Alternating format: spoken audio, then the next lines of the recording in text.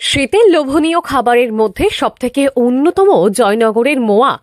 আর এই জয়নগরের মোয়া মানেই কনকচুর ধান আর নলেন গুড়। নলেন গুড় তো অনেক খেয়েছেন, তবে নাম শুনেছেন জিরেন কাঠের নলেন গুড়? সব ধরনের গুড়কে টেক্কা দেবে এই জিরেন কাঠের নলেন গুড়। বাঙালির কাছে শীতের আগমন মানেই নলেন গুড় বা খেজুর গুড়। শোনা কথা যে জিরেন কাঠের রস নাকি আলাদা টেস্ট এবং আলাদা সুন্দর স্বাদ থাকে, এর মূলত কারণটা কি? নিশ্চয়ই গাছ শুকালে, গাছের যে অংশগুলো শুকালে ওই রসটা পাতলা হয়, খুব লিকুইড হয়, আর রসের সেন্ট হয়, এবং ওই রসের সঙ্গে কোনো ঘোলা ভাব, কোনো খারাপি ভাবটা এলো না, তাই সেই রসটা খুব ভালো হয়।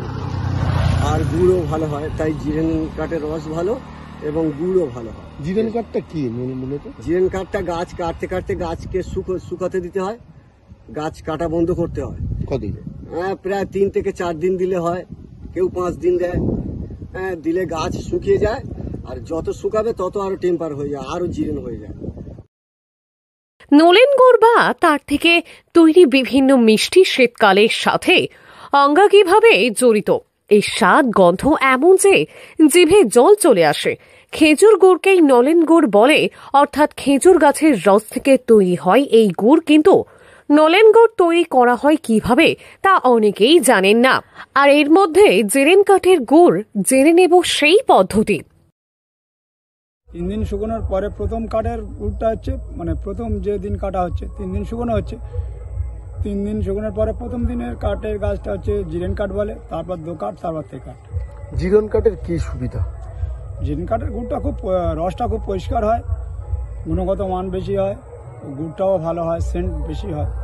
তারপর 2 কাঠের হয় একটু কমে যায়, তারপর 3 কাঠে আর একটু কমে যায়। জিরেন কাঠটাই সবচেয়ে ভালো হয়। নলেন গুড় তৈরি করার বেশ কয়েকটি ধাপ আছে। এর প্রথম ধাপ হলো গাছ কাটা। হেমন্তের হিমেল হাওয়া যখন হালকা শীতের প্রভাব ফেলতে শুরু করে, সেই সময় থেকেই এই কাজ শুরু করতে হয় শিউলিদের। গাছ কেটে রস বেরোনোর পথ তৈরি করার পর বেশ কিছুদিন অপেক্ষা করতে হয়। শীতের শুরু থেকে গাছে রস আসতে শুরু করে, তখন শুরু হয় নলেন গুড় তৈরির দ্বিতীয় ধাপ। সূর্য ডোবার আগে মাটির কলসি গাছে এমনভাবে ঝুলিয়ে দিতে হয় যাতে কলসির মুখটা কাঠির নিচে থাকে। সারা রাত ধরে কলসিতে জমা হতে থাকে রস। পরদিন ভোরবেলা সূর্যের আলো ফোটার আগে গাছ থেকে কলসি নামিয়ে নিতে হয়। এই ধরনের পদ্ধতিতে সাধারণ নলেন গুড় তৈরি হয়।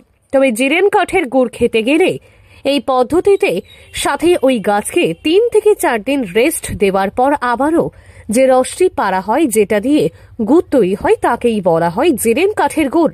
আর এই গুড়ের স্বাদ আলাদা মাত্রা। দক্ষিণ 24 পরগনা থেকে সুমন সাহার রিপোর্ট, লোকাল 18 বাংলা।